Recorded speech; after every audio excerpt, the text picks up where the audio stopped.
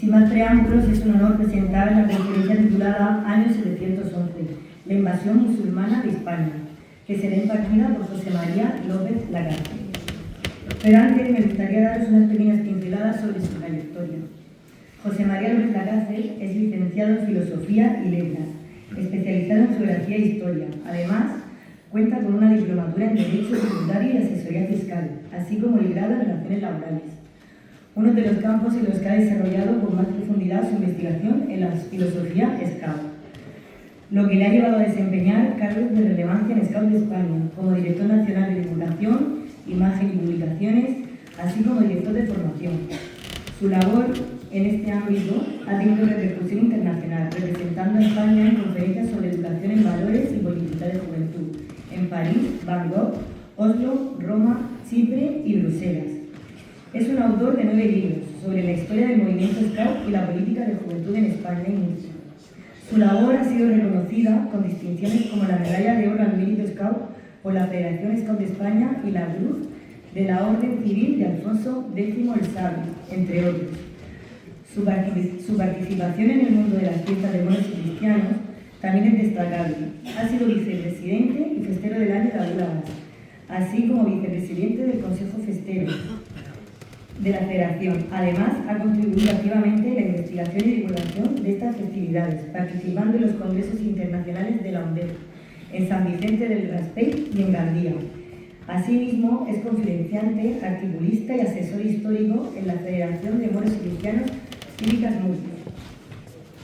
Hoy tenemos la oportunidad de escuchar a un experto en la materia, que nos ofrecerá una visión documentada y profunda sobre un episodio crucial de nuestra historia, la invasión musulmana de España en el año 711. Por ello, damos la bienvenida a José María López Lagarde.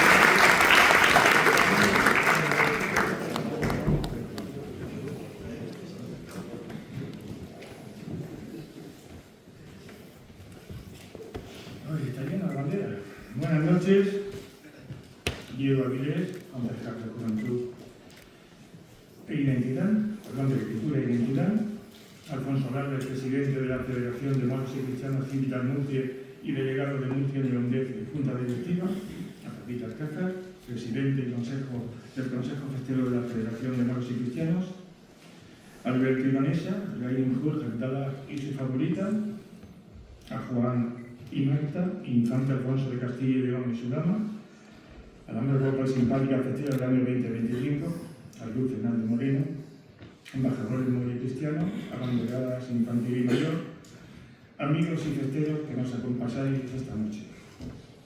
Quiero agradecer a la Federación Cívica Murcia por darme la posibilidad de ofrecer esta conferencia en el marco del medio año festero y un agradecimiento muy especial a Pilar Jorquera por la colaboración en la exposición de esta conferencia. Y como no, a mi tía vida abuela Basa Murci por el apoyo constante que siempre me ha mostrado. Y a todos vosotros, porque esta noche estáis dispuestos a no cenar por oír un poquito de la historia de nuestra querida Murcia. Como antes han dicho, la conferencia se titula La invasión musulmana en España y vamos a tratar los siguientes temas. La leyenda de Florinda la Cava, la invasión musulmana en España, la batalla del Guadalete o de la Laguna de la Janda, la Gora de Turmí, el pacto de Teodomiro y luego siempre hay un después.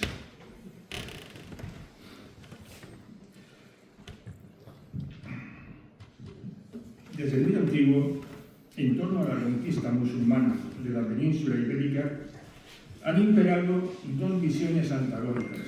Por un lado, a partir de la crónica mozárabe de 754, las fuentes cristianas la consideraron la ruina de España, pues supuso la creación de un reino bárbaro. Los relatos medievales harán un especial énfasis en las actuaciones violentas de los invasores, al tiempo que soslayan los pactos de estos con las élites locales. Por el contrario, las fuentes árabes del siglo IX plasman un enfoque épico legendario en el que se ensalzan las victorias islámicas de sus caídes, así como la riqueza del botín de guerra y el enorme número de cautidos. En su historiografía, con el paso del tiempo, estos albañiles se convertirían más tarde en figuras tan reverenciadas como los santos en el mundo cristiano. La conquista supondrá el derrocamiento de los regímenes legítimos y la apertura de pueblos enteros a la nueva revelación divina. Esta última visión es la preponderante en el mundo islámico moderno.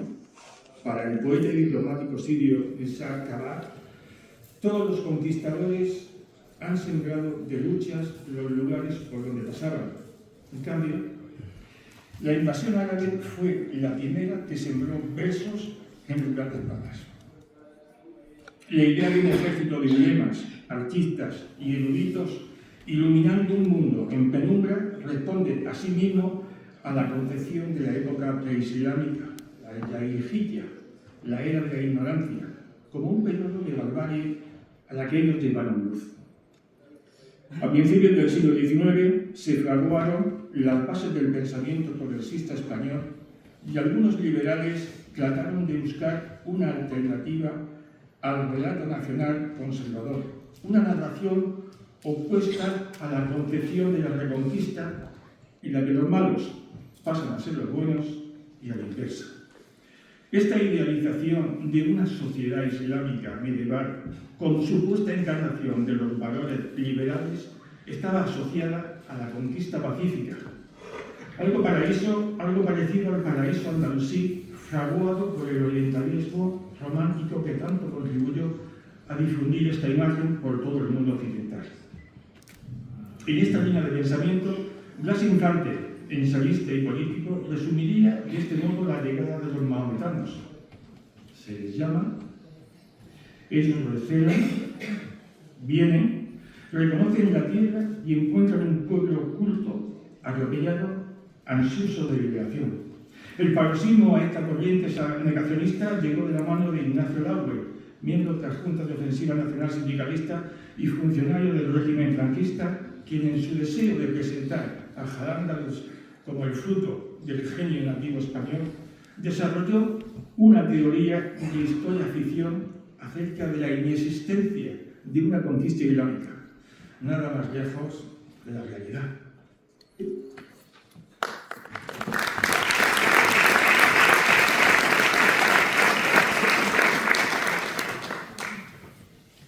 De una torre de palacio se salió por un postigo la cava con sus doncellas, con gran fiesta y regocijo.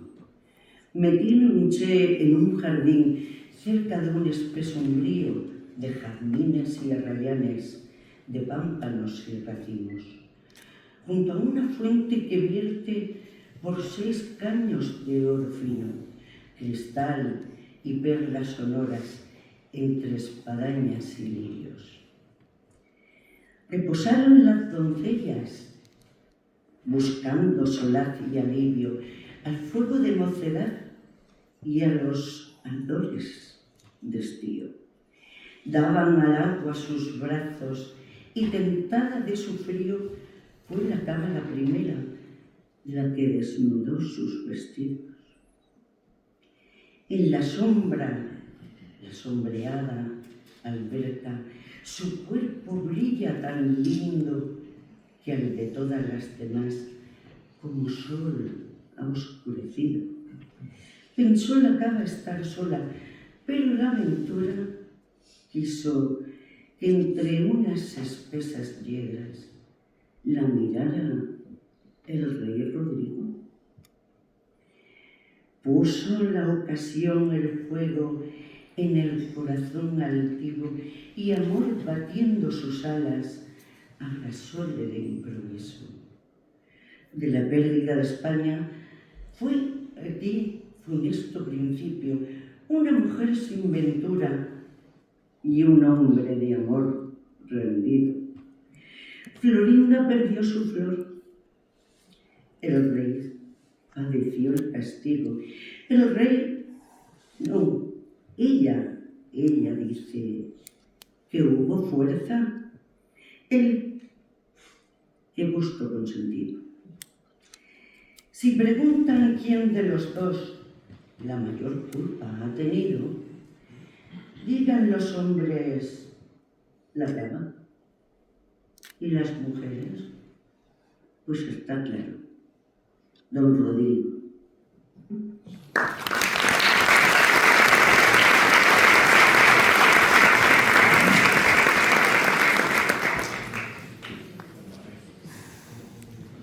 Un torreón en la margen derecha del río Tajo, al pie del toledano puente de San Martín, nos recuerda uno de los más famosos relatos de la historia de España, el de Florinda la Calva.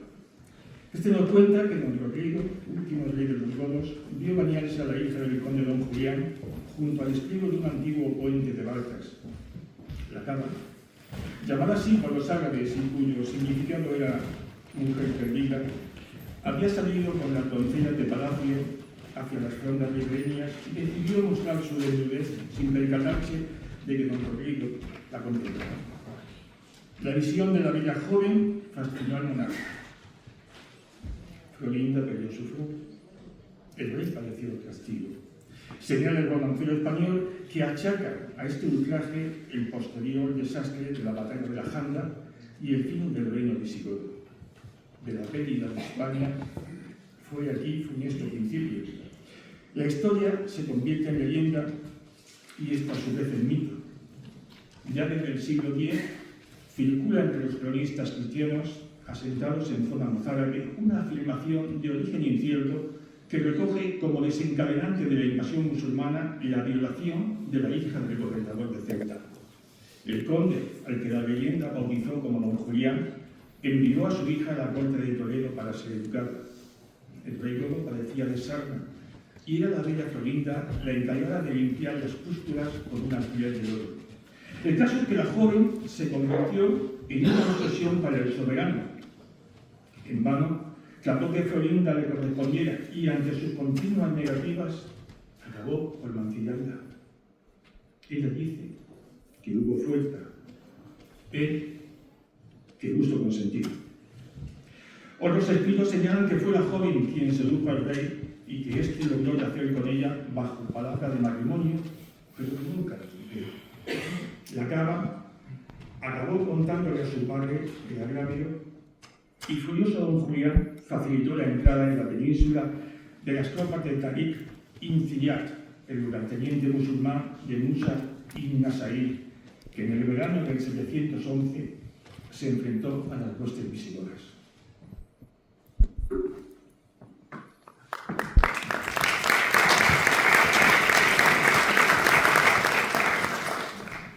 ¿Dónde podéis refugiaros? El mar está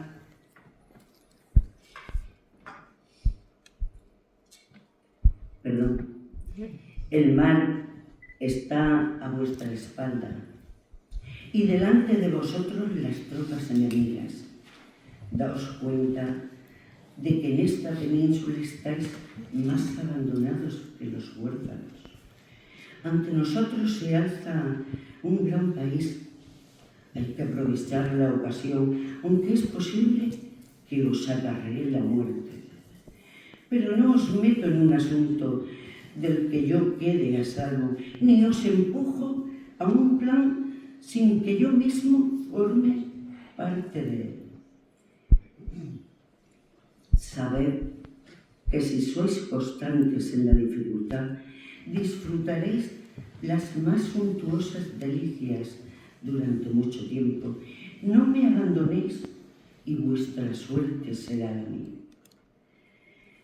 Ya os habéis dado cuenta lo que produce esta península de bellas orillas, mujeres engalanadas con perlas y corales, cubiertas de mantos tejidos en oro, confinadas en castillos de reyes con corona. Y os ha elegido el califa al-Walí ibn al-Malik entre los mandados. Y os ha escogido también para ser yernos y cuñados de los reyes de esta península, confiando en vuestro arrojo en la lucha por vuestro carácter de caballeros y Eros.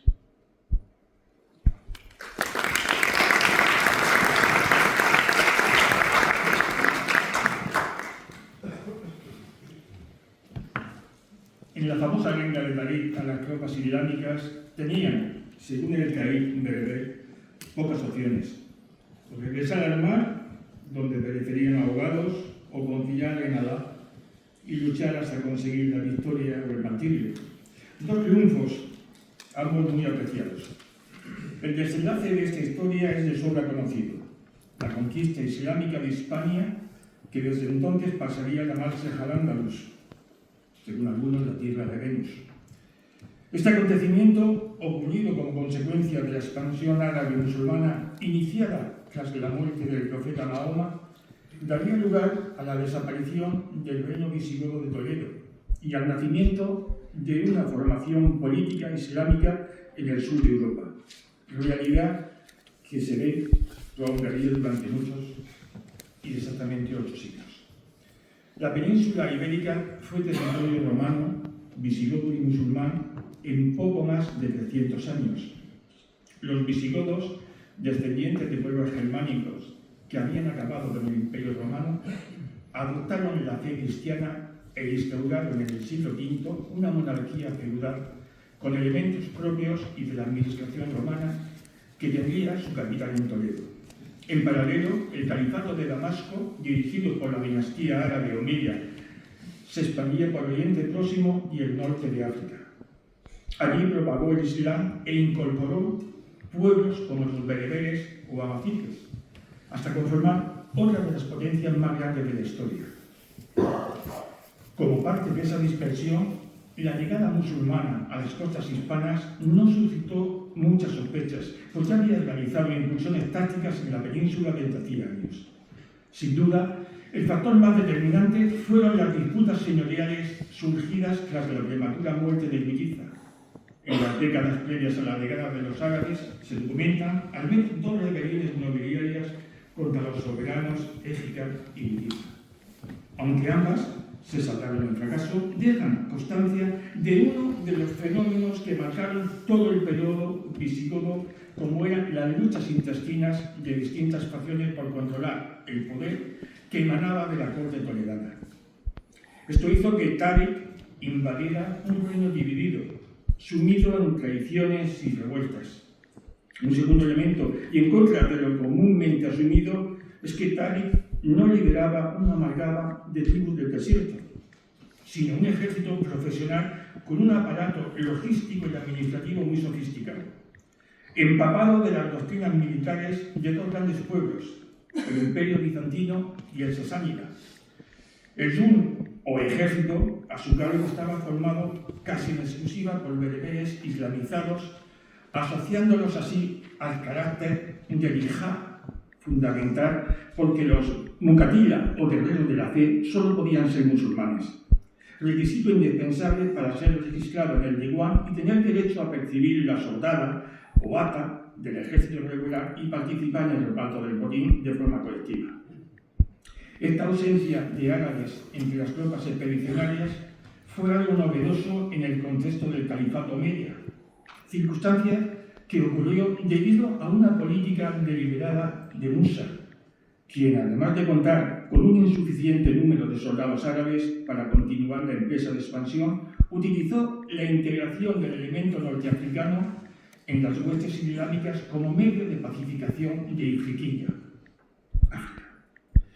Tras una primera racha de pillaje y reconocimiento dirigida en el año 710 por un jerarca al que las fuentes llaman Tariq ibn Malik, un año después se produciría la expedición decisiva liderada por Tariq ibn Ziyad, un liberto bereber al que Musa ibn Nusair había confiado el mando de Tánger. Las fuentes literarias presentan la conquista de Al-Ándalus como un proceso relativamente rápido. Algunos cronistas se hacen eco de la colaboración de destacadas figuras del reino visigodo con los nuevos señores del Madrid. El primero fue Orbán, más conocido en su forma romanceada como Julián. Los textos no coinciden en la naturaleza de este personaje al que atribuyen el título de conde o la condición de hombre destacado. pero concuerdan en que era un dignatario de alto rango, afincado en Ceuta, la antigua Septem Flaque romana, motivado por un presunto deseo de venganza contra el rey Rodrigo, había sugerido a Tariq un enfrentamiento contra la soberanía visigoda. Por los autores atribuyen un papel decisivo a los hijos de Huitiza, quienes, convocados para luchar, llegaron a un acuerdo con el bando enemigo combatiendo a su lado.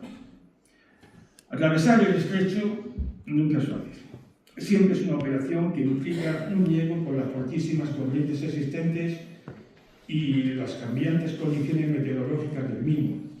Entre finales de abril y primeros de mayo del 711, una expedición de entre 7 y 12.000 hombres, liderados por el general bereber Tariq ibn Ziyad y distribuidos en liguas o banderas, lo cruzó desembarcando en las playas cercanas a la roca que recibió su nombre, Jebel Tariq, o montaña de Tariq, actualmente de Gibraltar.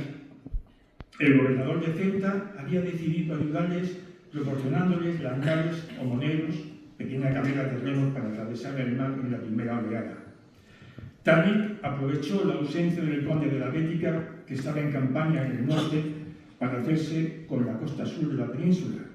Según los cronistas árabes, fue entonces cuando Musa envió otros 5.000 soldados para avanzar en la conquista.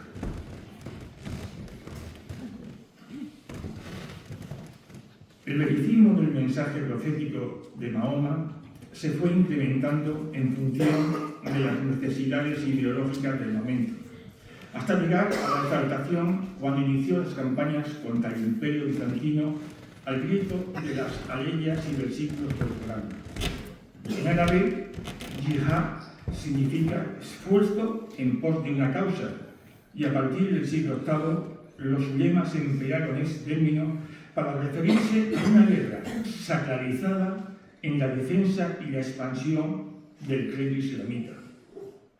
Los relatos sobre las primeras incursiones fueron redactados por alfaquíes y tradicionalistas con motivaciones religiosas para los conquistadores musulmanes, quienes despreciarían los bienes materiales, mostrándose dispuestos al sacrificio supremo, contar y extender la palabra de Alá.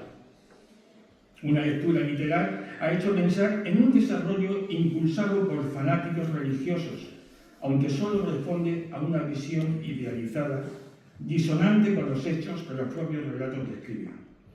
Las fuentes árabes tempranas mencionan las reticencias de las tropas a participar en expediciones arriesgadas o poco lucrativas.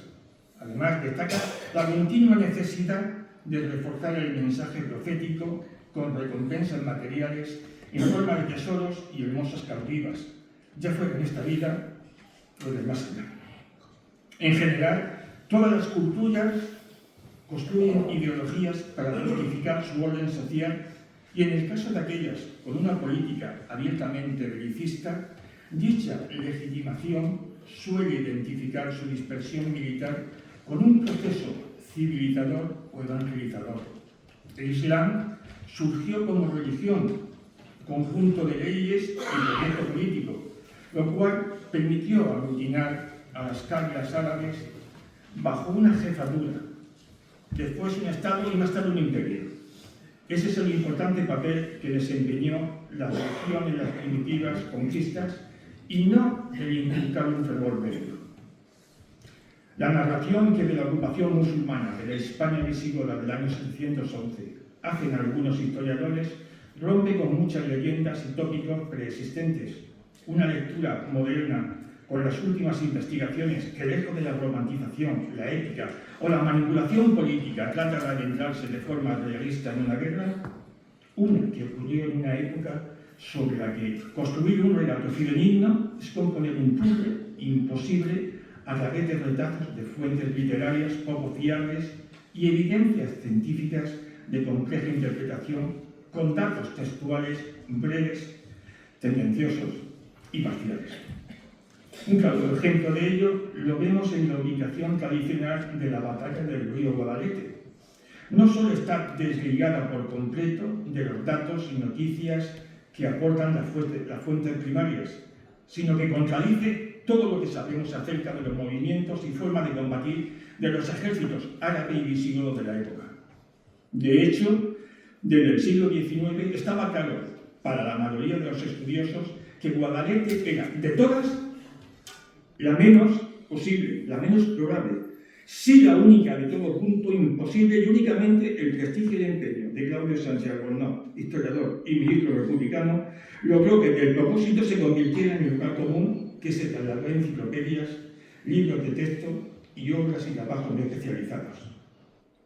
Todos nos han dicho que todos los libros de Guadalete. De hecho, hoy día no hay ningún experto con prestigio que señale Guadalete como lugar del mundo. La crónica mozárabe sitúa la batalla en las montañas Tanducinas, el conjunto de sierras que rodean la bahía de Algeciras por el norte y noroeste.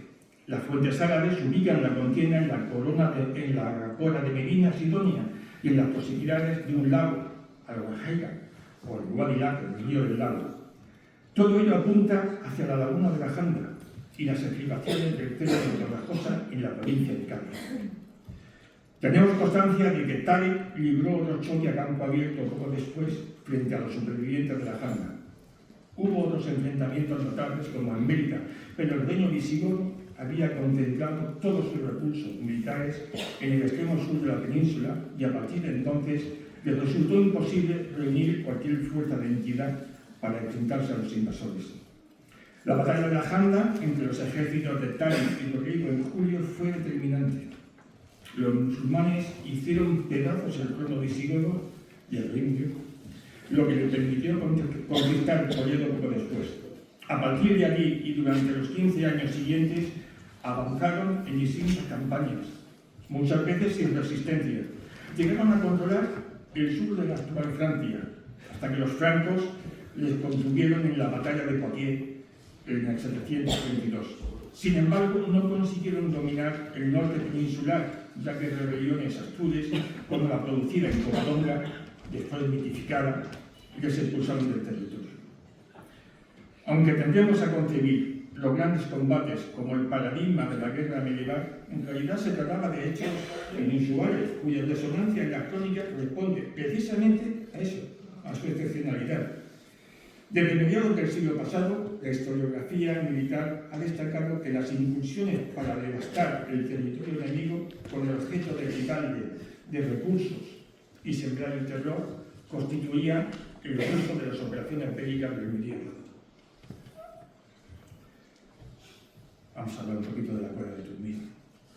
La cueva de Tutmil es una de las historias más singulares de la conquista mora de la península. En el año 713, el reino visigodo se encontraba en su fase final de descomposición. Las tropas de Táriq, ayudadas por un grupo de renegados, habían derrotado 2 años antes al ejército cristiano a orillas de la laguna de la Janda y se habían ido expandiendo por la mitad meridional de la península. El caudillo musulmán, encontrándose con la sorpresa de que la resistencia era muy inferior a la que supuso inicialmente, pasó de una estrategia de saqueo a una de conquista. Musa ibn Nusair, gobernador del norte de África y superior jerárquico de Táriq, se puso celoso por los éxitos y el poder que estaba alcanzando su subordinado. Le ordenó que volviera con las tropas y el botín a su base africana, pero Táriq se negó. La disputa entre ambos acabó con un escrito del califa ordenando a ambos acudir a Damasco para decidir qué hacer. Antes de emprender el viaje, Musa dejó al frente de la milicia a su hijo preferido, Abdelaziz ibn Musa, ibn Nusair, que será al mismo tiempo el primer emir de Al-Ándalus, al que recomendó cierta cautela ya que el dominio musulmán del sur de la península no era completo. Al oeste, la ciudad de Mérida llevaba meses resistiendo el asedio de Táriq sin dar muestras de debilidad, mientras que al este, el duque Teodomiro, gobernador del Levante español, mantenía unida la provincia visigótica de Aurariola, el actual territorio de Murcia, más algunas partes de Alicante y de Albacete, y conocida como la Cueva de Tutmil. Dado que los hombres de Táriq estaban bloqueados en Mérida, Abdelaziz se dirigió contra Teodomiro, que se hallaba fortificado en Lorca. Al llegar a la población, comprobó la solidez de sus murallas y supo que el duque se encontraba dentro con sus mejores guerreros, por lo que decidió continuar hasta Orihuela, la capital de la provincia, que había quedado desvanecida. Teodomiro, viendo que no podía combatir en el lugar previsto inicialmente y dándose cuenta del peligro que ahora corría su ciudad, decidió partir de inmediato hacia Orihuela. Como buen conocedor del terreno, pensó con optimismo que llegaría antes que los musulmanes. Por el camino se encontró con sus enemigos y entablaron una sangrienta batalla en campo abierto. El licenciado Pascales la sitúa en el llano de Sangonera, entre Utilla y la actual Murcia, un humilde núcleo que en aquellos años apenas tenía entidad de población suficiente para siquiera ser nombrado en los textos. El enfrentamiento fue brutal. Hay quien sostiene que el topónimo Sangonera surgió tras aquella lucha porque de sangre negra de unos y otros contendientes se tiñeron los campos durante la matanza. Al verse derrotado, en el último momento Teodomiro y los supervivientes consiguieron retirarse a Orihuela. Allí la situación era desesperada. Apenas le quedaban hombres para defender la plaza, pues la mayor parte de los que se habían ido a Lorca con el duque perecieron en la batalla. Además, las posibilidades de auxilio eran muy remotas. La redacción de Teodomiro fue ordenar a todas las mujeres que se cortaran el pelo o anudaran sus trenzas en la barbilla y que vistieran las ropas de sus maridos. También les dijo que aquellas que no tuvieran lanzas o espadas, que también se proveyeran de cañas. Finalmente subieron a la muralla formando filas junto con los escasos combatientes godos. Al acercarse a Orihuela a tantear sus defensas, la avanzadilla del ejército musulmán comunicó al caí que los baluartes estaban atestados de soldados. Ante estas noticias, Abdelaziz decidió prepararse bien antes de comenzar el ataque. Acababa de obtener una victoria y no quería exponerse a una derrota mientras su padre estaba de viaje. No era cuestión de precipitarse, pues no podía saber lo que iba a decidir el califa acerca de su disputa con Tariq. Un error podía resultar fatal para las ambiciones de su familia en el territorio que estaban conquistando. Cuando montaban su jaima cerca de las murallas, los escasos defensores aprovecharon para realizar un ataque por sorpresa que causó el desconcierto entre los musulmanes. Prudentemente, estos se trasladaron a una mayor distancia de la fortaleza. Teodomiro, al comprobar el efecto de su cabalgada, decidió dar un paso más. Sabía que nadie vendría a ayudarle y que antes o después los musulmanes se darían cuenta de su debilidad. El duque se presentó en el campamento solicitando parlamento. En lugar de personarse en su condición, lo hizo vestido de largo como enviado de Teodomiro. Comunicó al caí árabe que tenían una poderosa guarnición y que estaban dispuestos a resistir hasta la muerte, y la misma situación encontraría en todas las demás fortalezas de la zona. Le propuso una capitulación que permitiera a los oriolanos someterse al califa de Damasco sin perder la religión ni los usos y costumbres que venían preservando en la provincia de Turmí. Abdelaziz, escarmentado por el reciente ataque y conocedor de la abigarrada resistencia rebélica ante las tropas, pensó que sería un éxito dominar toda la murallola antes de que volvieran Musa y Thabit. Él podía obtener con una negociación lo que el rival de su padre no estaba consiguiendo por las armas, y ante lo que reveía como un largo asedio, consistió en firmar el armisticio. El caso es que el 5 de abril del 713, Teodomiro y Abdelaziz llegaron al acuerdo Osú, que ha pasado a la posteridad con el nombre de Pacto de Turmí o Tratado de Orihuela, convertido en el documento hispanoárabe más antiguo del que se tiene noticia. En él se reconocía al titular como dueño de aquella región, respetándose sus bienes y los de sus súbditos, además de admitirse el culto cristiano a cambio de someterse a la autoridad suprema del califato y pagar anualmente una jizya en metálico y un zakat en especie. Por supuesto, el pacto implicaba comprometerse a no colaborar con ningún enemigo del Islam, e incluso se subrayó su importancia con el hecho de que Teodomiro tuviera que viajar a Damasco para que el califa refrendase el acuerdo.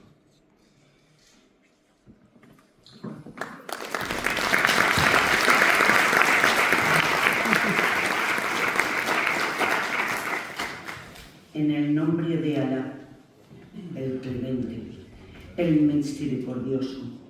Edicto al-Haji Musa in Musaib Atummi y Abus.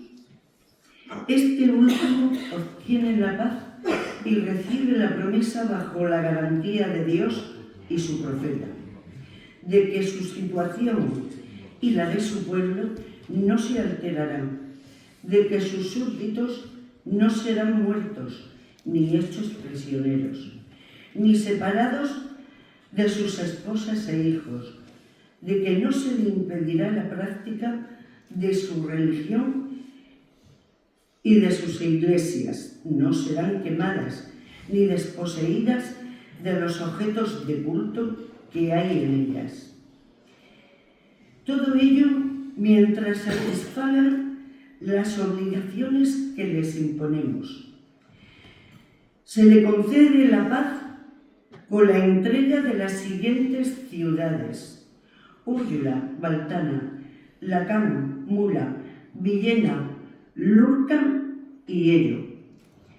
Además, no debe dar asilo a nadie que huya de nosotros o sea nuestro enemigo, ni producir daño a nadie que goce de nuestra amnistía, ni ocultar ninguna información sobre nuestros enemigos que puedan llegar a su conocimiento. Él y sus súbditos pagarán un tributo anual cada persona de 1 dinar en metálico, 4 medidas de trigo, cebada, zumo de uva y vinagre, 2 de miel y 2 de aceite de oliva. Para los siervos, tan solo 1 medida. Dado en el mes de Rayab, año 94 de la Égira.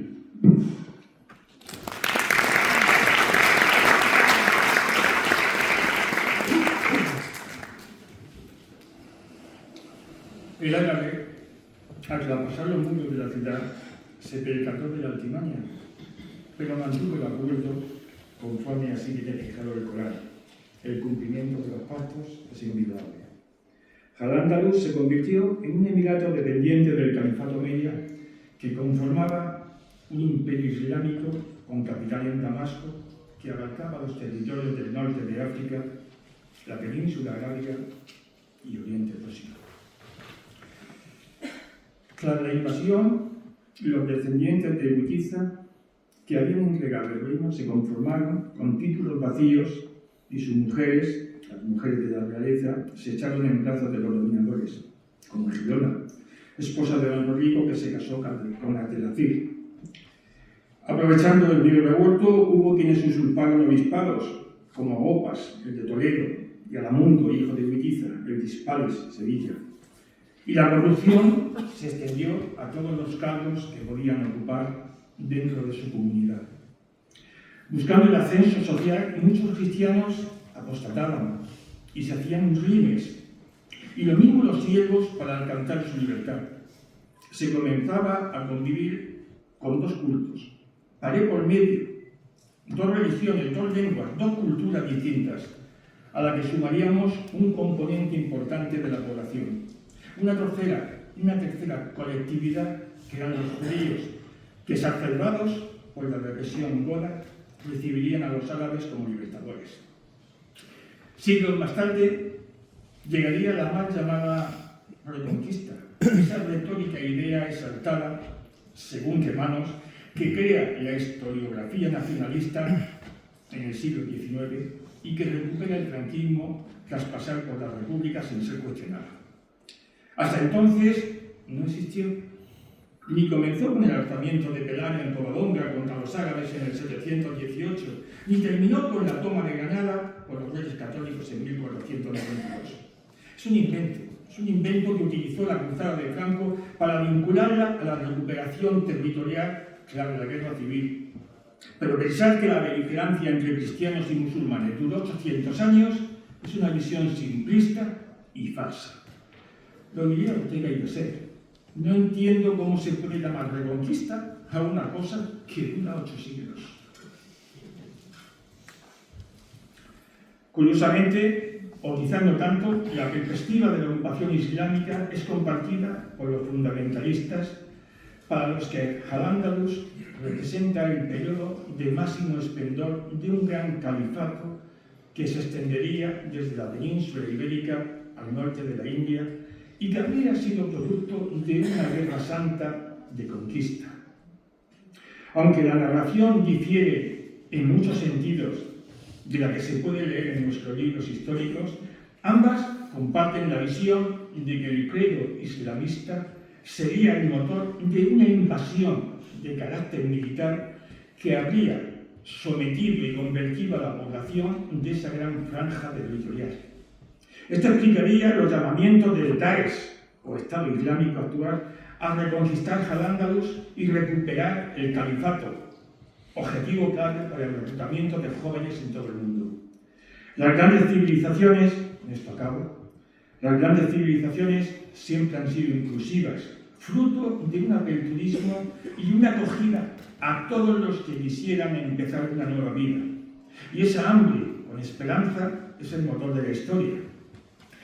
Occidente lo fue también en muchas fases de su tiempo y sin duda la civilización islámica. Ahora ya no lo es, ni tampoco Europa. En los últimos tiempos, en vez de entender el Mediterráneo como crisol de culturas, de encuentro, de tránsito de ideas y personas, ha pasado a ser, a la vista está, una frontera fuertemente fortificada y una tumba para aquel que intenta cruzarla. Muchas gracias, buen día.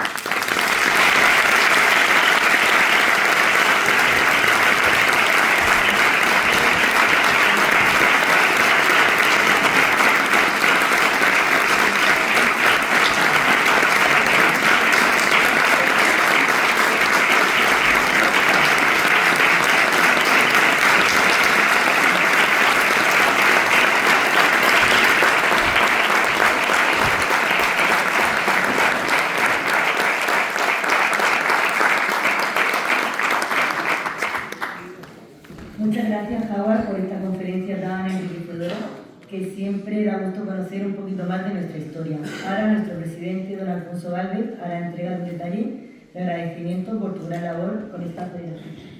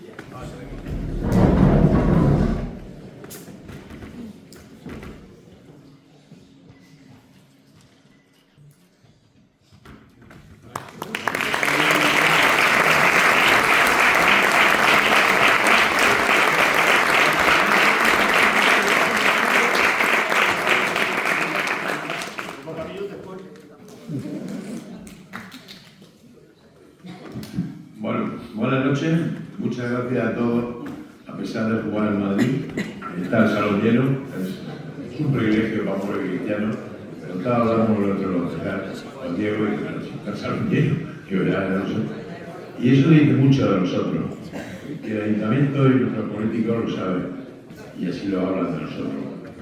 Nosotros somos cultura, entonces no tendría sentido el que hiciéramos una obra de teatro como hacemos y que tuviéramos unas conferencias como las dos que tenemos este año, que son impresionantes, tanto esta como la semana que viene en Lacan, con 5 ponentes, va a ser fantástica y no tendría sentido sin gente, quiero decir. Y eso además dice mucho de nosotros, porque queremos aprender, queremos saber más, ¿vale?, de nuestra historia. Yo estoy harto de tanta guerra, oye, que bien se vive ahora, en paz, sin guerra, sin nada. Bueno, muchas gracias a todos por venir, gracias Pilar, gracias Howard, y bueno, gracias y buenas noches.